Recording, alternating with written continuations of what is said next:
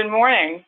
Welcome to the informational webinar on the Delaware Spending and Quality Benchmarks Implementation Manual.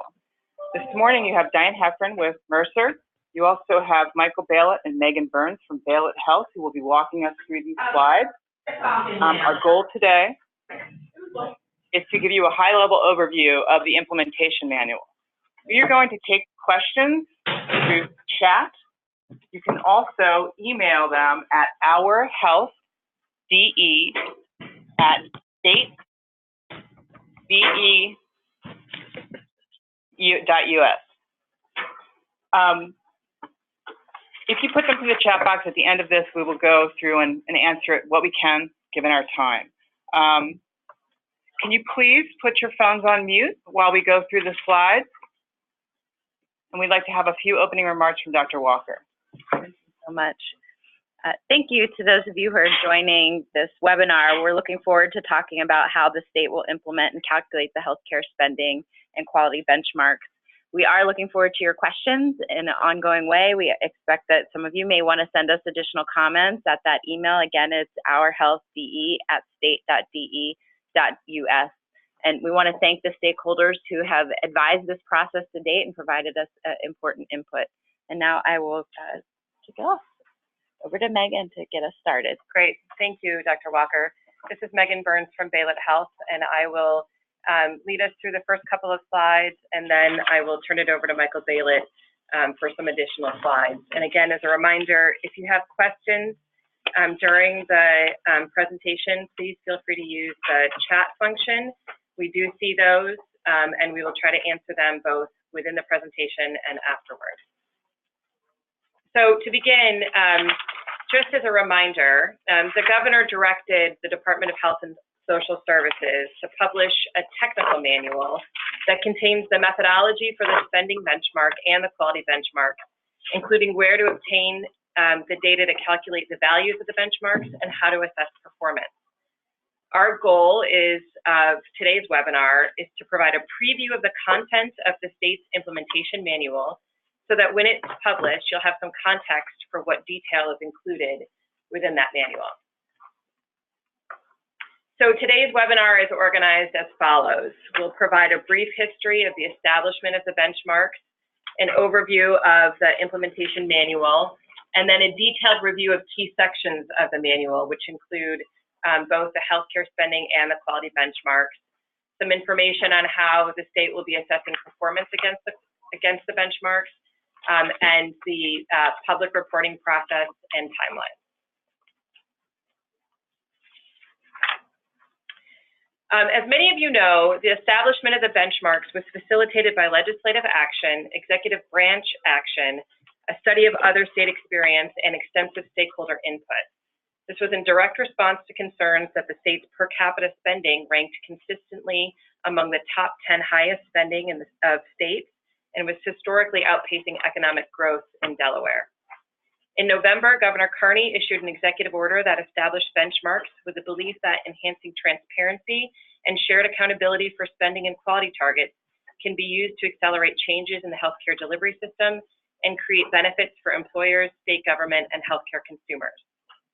In addition to establishing the benchmarks, the executive order created and tasked the DFAC Subcommittee on Healthcare with the responsibility to set the spending benchmark, and the Department of the Delaware Health and Healthcare Collaboration with responsibility to set the quality benchmarks. It also tasked the Healthcare Commission, with reporting on performance relative to the benchmarks, including variation in cost and quality. We are currently in the first performance year, which is calendar year 2019. The first public reports on performance will be in the fall of 2020, and we'll note the difference in spending and quality between 2018, which is the baseline year, and 2019. And those differences will be compared to the benchmark, which are set for 2019. Public reporting, which we'll discuss more in a moment, will describe performance at the state level, the market level, insurer level, and provider level, all to the same benchmark.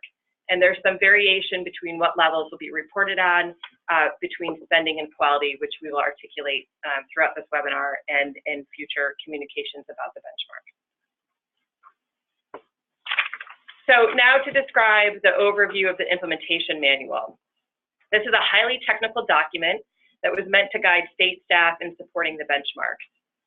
First, it contains the methodology for both the spending and quality benchmarks, the process by which the DFAC Subcommittee on Healthcare and the Delaware Healthcare Commission will update the benchmarks over time as prescribed in Executive Order 25, the process for how to collect data from payers, including standardized reporting templates that will be used by payers, and the process for how to assess performance against the benchmarks.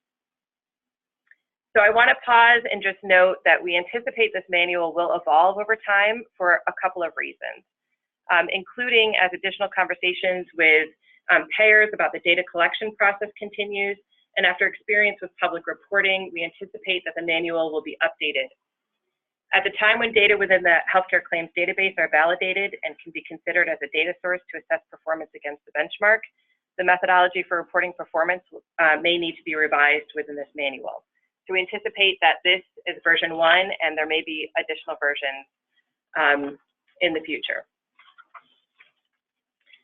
Diving into the manual itself, I'll describe the sections related to the spending benchmark, and my colleague Michael Baylett will describe the sections related to the quality benchmark. The manual contains the methodology and values for the spending benchmark, which is also in the executive order, so I'm not going to go into great detail on this webinar with respect to how the benchmarks for spending were calculated. However, I will point out that the manual contains the detailed information on the data sources to arrive at the calculated figures listed in the table at the bottom of the screen, which show the calendar year and the benchmark values. I'll also note that the manual describes the instances in which the DFAC subcommittee could consider a change to the benchmarks established between 2020 and 2023. The following few slides describe the methodology for assessing performance against the spending benchmark. And first, let me note that there are a number of acronyms in this slide deck. After the webinar is over, the state will make electronic copies of these slides available. And the last slide that you'll see in that electronic copy contains a mini glossary of the words, so that when you review this again or review it with colleagues, you'll have those definitions available to you. So starting from the top, the Delaware Healthcare Commission will report performance against the spending benchmark on a statewide basis. To do so, the Healthcare Commission will calculate the change in total healthcare expense on a per capita basis. That data will come from individual payer submissions. They will be submitting what we're calling total medical expense. Will be reviewed momentarily.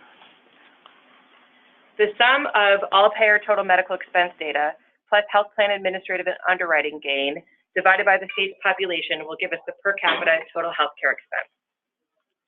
We're using per capita figures to account for any shifts in population, both growth and any outmigration. The total healthcare expenses are an aggregated figure, and parts of its subcomponents will be broken down to report at the market, insurer, or provider level. As previously mentioned, when the healthcare claims database is fully operational and the data are validated, it may be used to calculate what payers are going to be reporting on for at least this first year.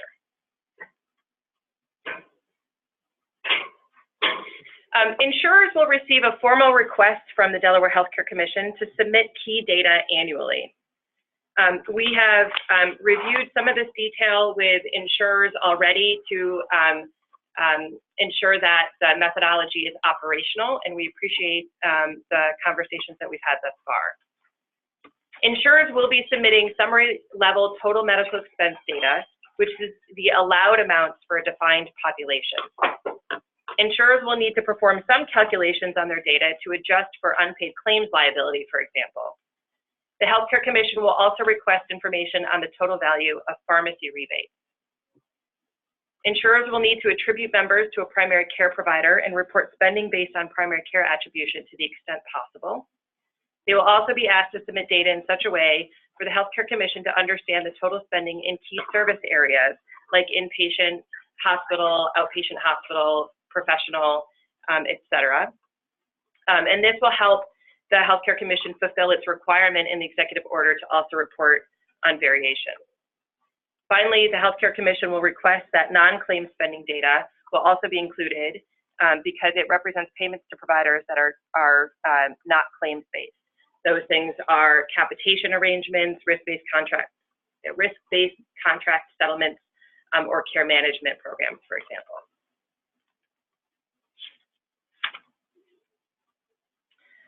With the data that insurers report, the Healthcare Commission will be able to report at the market level, meaning Medicare, Medicaid, commercial. At the insurer level, specifically the insurers that are doing business within the state of Delaware, and at the large provider group level. In order for provider groups to be reported upon, they must have 5,000 attributed Medicare lives and or 10,000 commercial or 10,000 Medicaid lives. These data will be submitted by insurers annually on August 1st.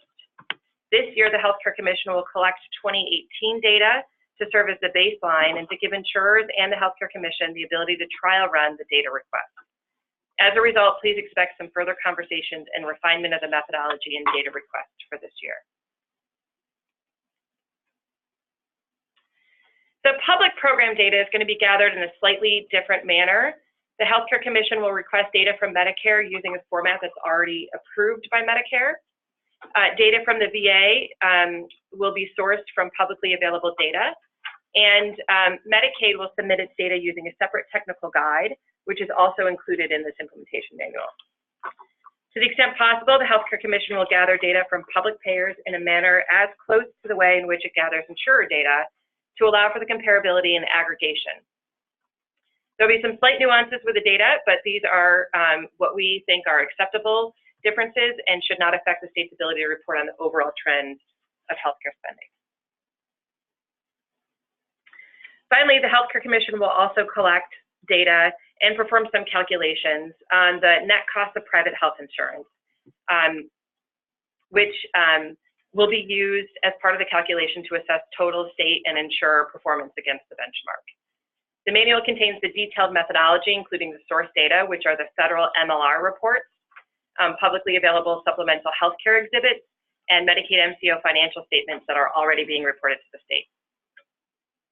At this point, I will turn it over to Michael Bailett, who will describe the quality benchmarks. Thanks, Megan. So complementing the healthcare spending benchmark are a series of quality benchmarks. There are 8 of them total.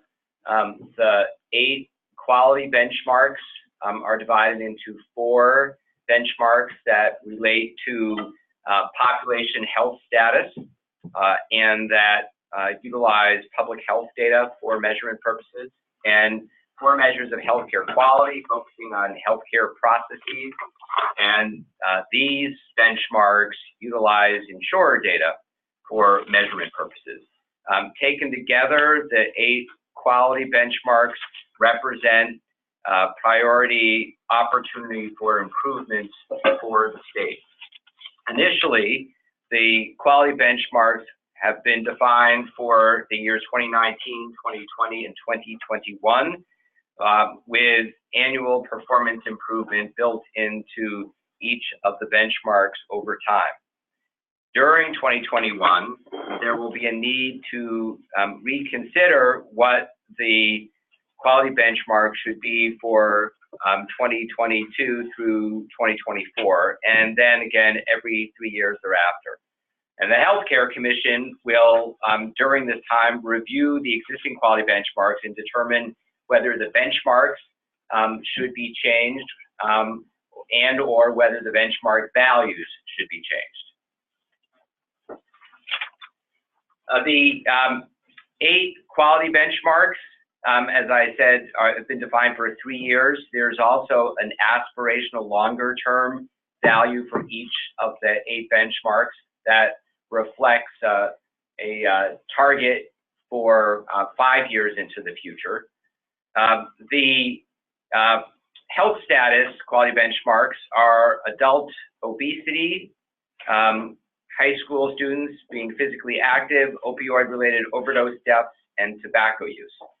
In all of these cases, the benchmarks were established by looking at baseline performance information for the state population and comparing that performance to national benchmarks, and then setting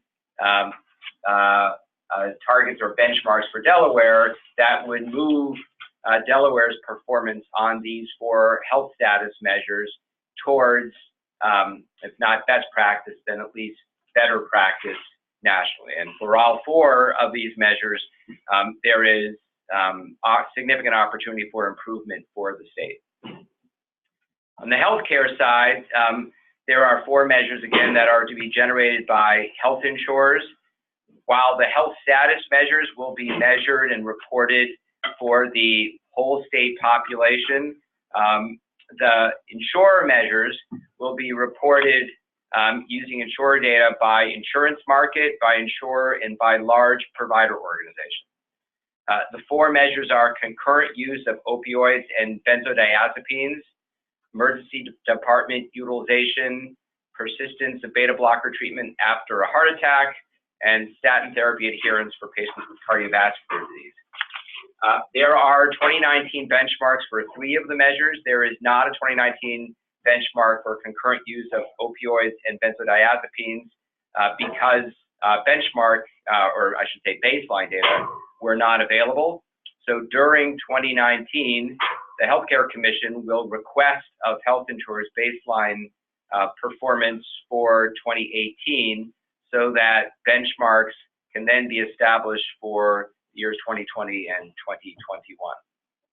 I'll also note that for the 3 other measures, EDUs, beta blocker treatment, and statin therapy, the benchmarks have been set separately by population insurance status. So the emergency department utilization measure is a risk-adjusted measure that will be reported only for the commercial population, because it is only for the commercial population for which there is a national benchmark. While for beta blocker treatment and statin therapy, there are benchmarks that are separate for commercial and Medicaid, both because baseline performance in the state is quite different for those 2 populations, and because national benchmarks are available for comparison of Delaware performance to performance in other states for those measures.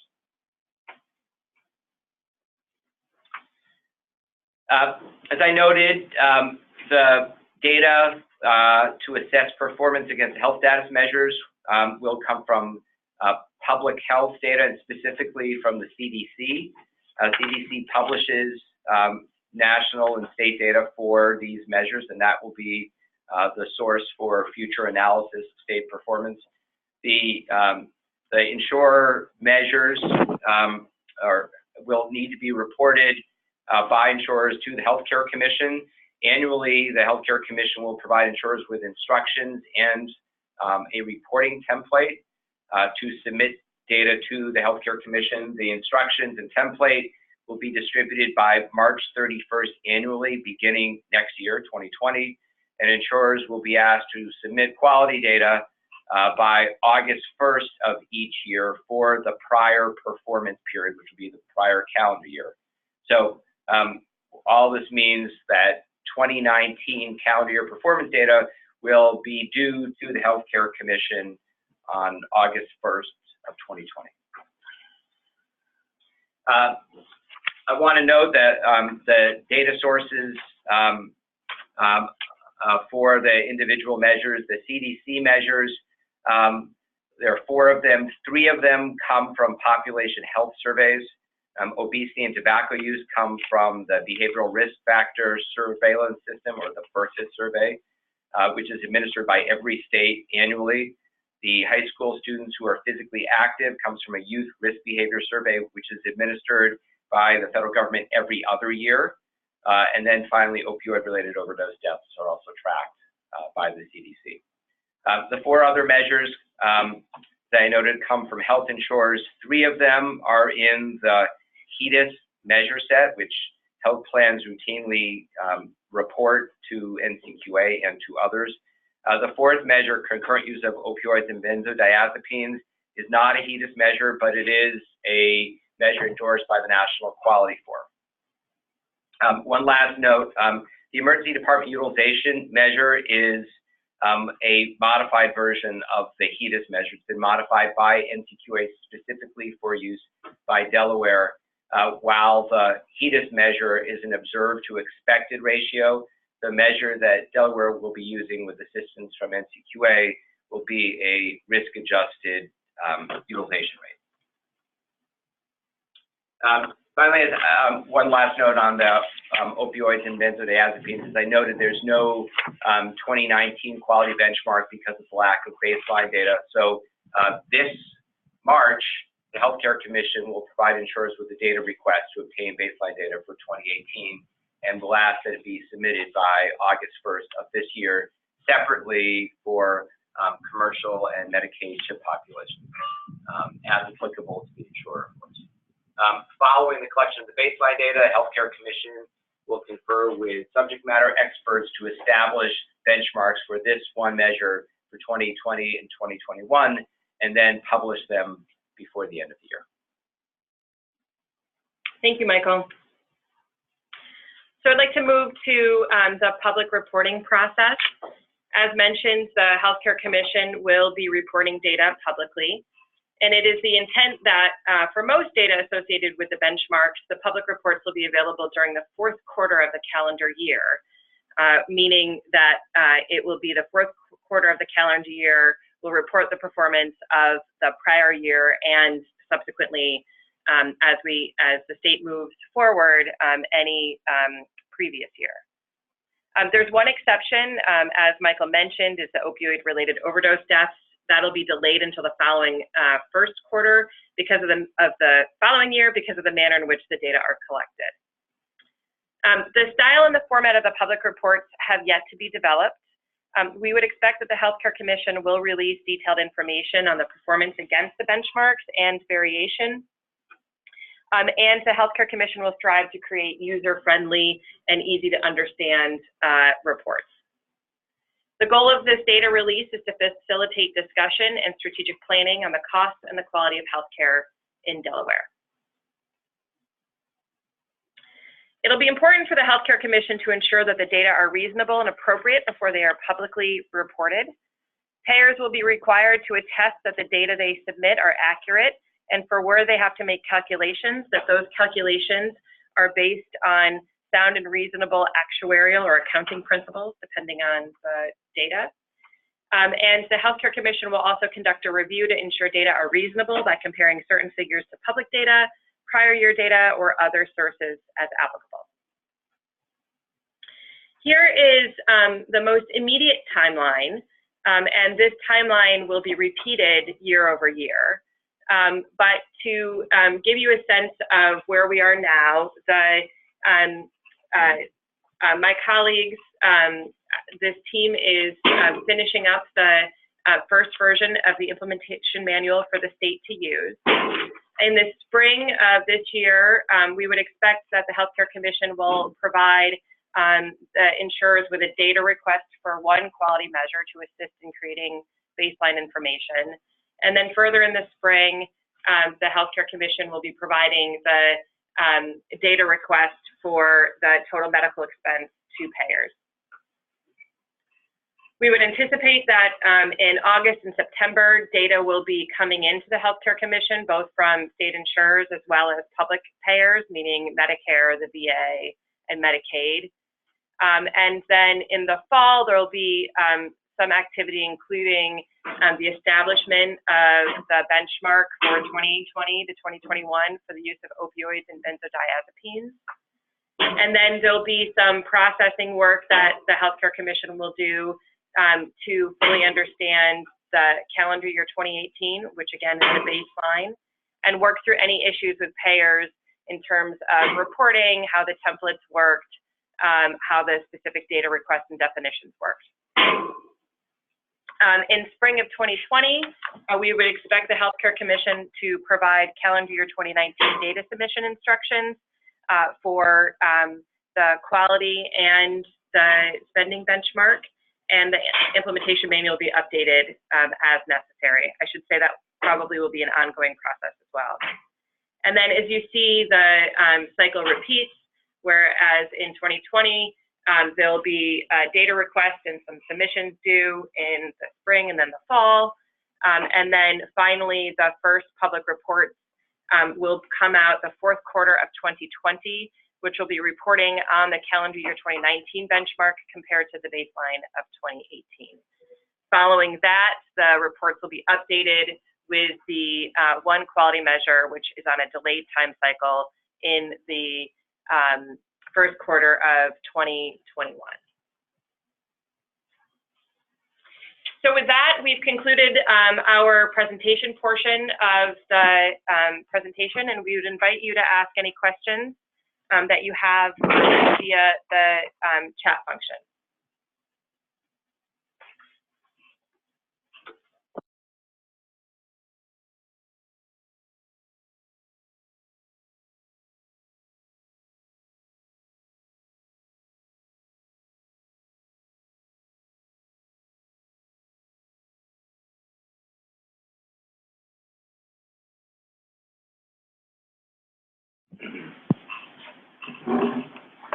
Phone line is also open for questions.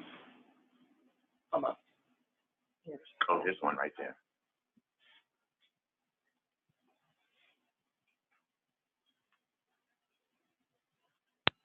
So we have a question from Chris Manning over the chat. When will calendar year 2018 data be finalized and released? Doesn't fit in the slide. So calendar year 2018 data will be reported in the context of the difference between 2019 and 2018. So that won't be released until the fall of 2020. So calendar year 2019 has to end, and the data has to be processed. Just to everybody know, everybody is live now, so your phones are not on mute. So if you're in a busy location, could you please mute yourself? If I go to Excel, the hospital system, I pay. So there's another question that came in over chat. There was no discussion of cost benchmarks. How will that work and be reported? At the conclusion of this webinar, you'll receive the slides. The first 15 minutes or so of the presentation was devoted to the what Delaware has termed the spending benchmarks, which could also be interpreted as cost benchmarks. Briefly, the benchmarks were established in the executive order, and we spent some time talking about how they will be assessed. And so we invite you to look at the slides or the recording after the presentation.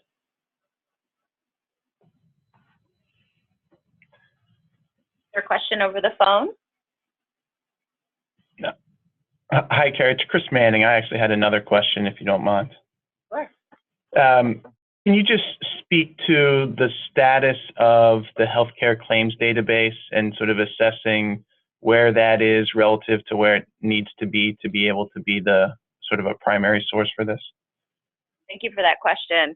We recognize that the Delaware's healthcare claims database may be able to assist with some of this work. Once it is possible, we will certainly look for opportunities. But at this point, we're planning to work through payer submissions of the calculated values. Okay. I'm not fully able to answer the status. You know, we'd have to defer to the Delaware Health Information Network for additional context.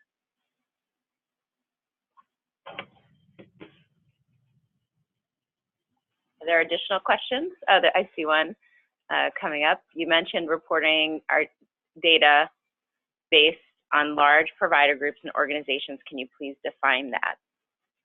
Sure. So large provider organizations are organizations that have attributed members, and the minimum population for Medicare would be 5,000 members attributed to the provider organization based on an insurer basis, and 10,000 Medicaid or commercial. We also have a question that's coming in from Deborah Sweeney for the quality measures. Would the CHIP and or LTSS, HCBS membership be included for the Medicaid MCO, or are they just to include their Medicaid membership? I think it's just the Medicaid membership. Thank you. Sure. The phone line is open, as well as the chat box for additional questions.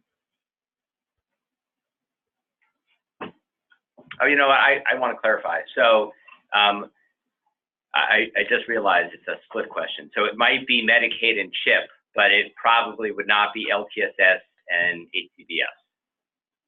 So I apologize for my misstatement initially. Thank you.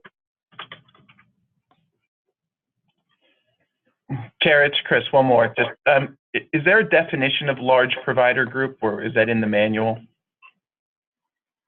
So the definition of the large provider group is in the manual, and again, it is if an insurer has either 5,000 attributed Medicare members, 10,000 Medicaid, or 10,000 commercial members. And they need to be attributed using an attribution methodology that is defined by the insurer. So all this means is that a provider might be deemed a large provider organization with one insurer, but not necessarily with other insurers. Right. Okay. There's a question about attribution methodologies. With different attribution methodologies used by each payer, how will you reconcile the claims to ensure congruent comparison groups and populations? So with respect to the spending benchmark, the insurers will be attributing members to primary care providers based on the attribution methodology that they commonly use. We have purposefully left it to the insurer so that because a common methodology would actually be quite difficult to implement across all insurers. And we recognize that there may be some slight differences in how that is done, but we think those slight differences don't impact the ultimate results of the spending benchmark. And I'll add that this practice is consistent with what's done in the 2 other states that have established healthcare spending benchmarks. There's an additional question about the technical specs and will they be provided for insurers to use for data extraction? Yes, absolutely. The entire implementation manual will be published, and including in that are the technical specs, but there will also be a request from the Healthcare Commission at the appropriate time with the detail and Excel spreadsheets to help insurers complete the information.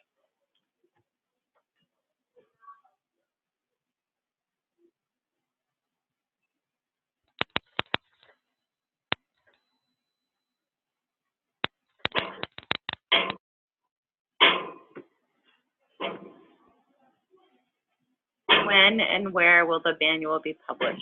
Coming in from Kevin O'Hara. By executive order, the manual will be published before January 31st, and we anticipate. Sorry for the banging of our pipes in the background. The manual will be published on or before January 31st, and we will anticipate posting it to our website with the Healthcare Commission. We will also make sure to send out a link from the same distribution list and make sure that people who join today also receive that link.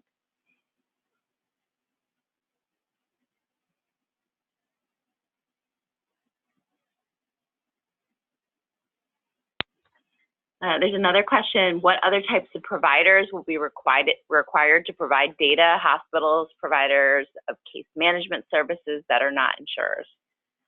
Providers are not being requested to provide any data for the spending or quality benchmark.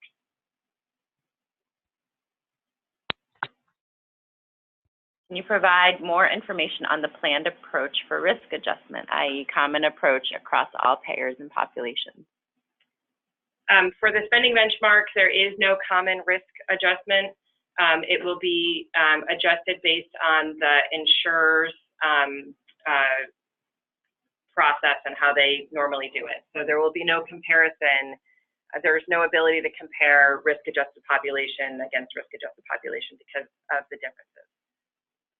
That is consistent with what is happening in Massachusetts, and it's a accepted challenge with this. However, it also reduces the administrative burden on insurers so that they don't have to implement a risk adjustment methodology that is not their own. So what this means is all reporting is done by individual insurers, by individual lines of business, and for their members with individual providers. There won't be any aggregating of data across insurers for a given provider or for a given market segment. The only aggregation that occurs is at the state level, and that's because the whole state population is included, and so the need for risk adjustment is far, far less.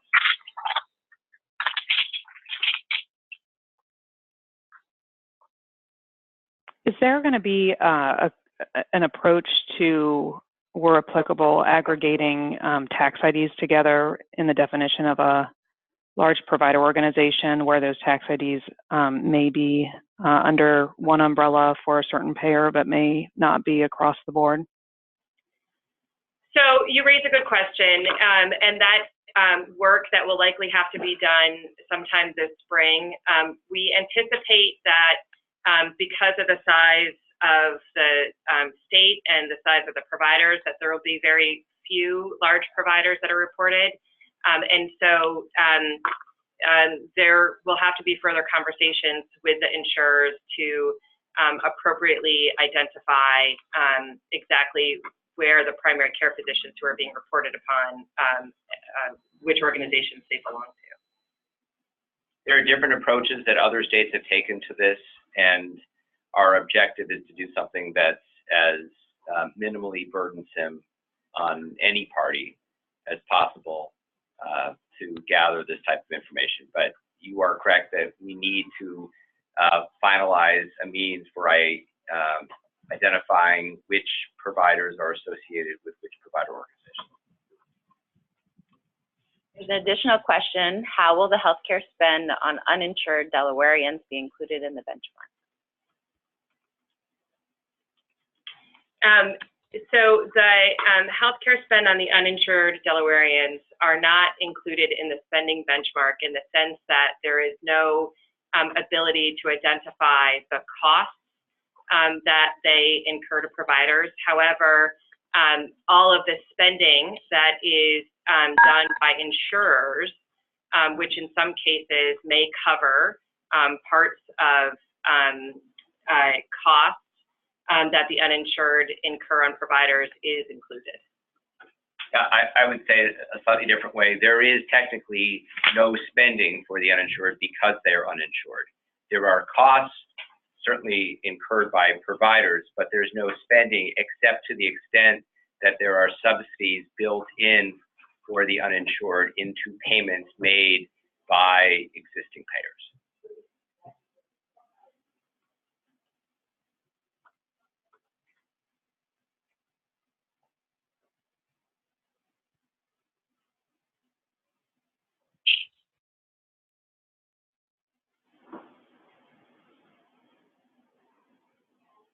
Thank you so much for the questions. We definitely want to continue to hear any comments. Additional questions can be sent to ourhealthde@state.de.us after the webinar. I'll pause one more moment to see if there are additional questions by phone or chat. We have a pause.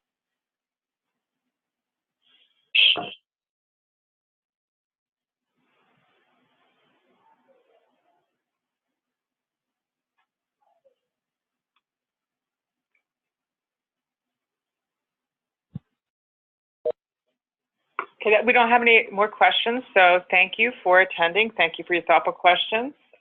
Please send us, as Dr. Walker said, to the email address if you have anything else. And that will be the end of this, this webinar. Thank you. Bye, everyone.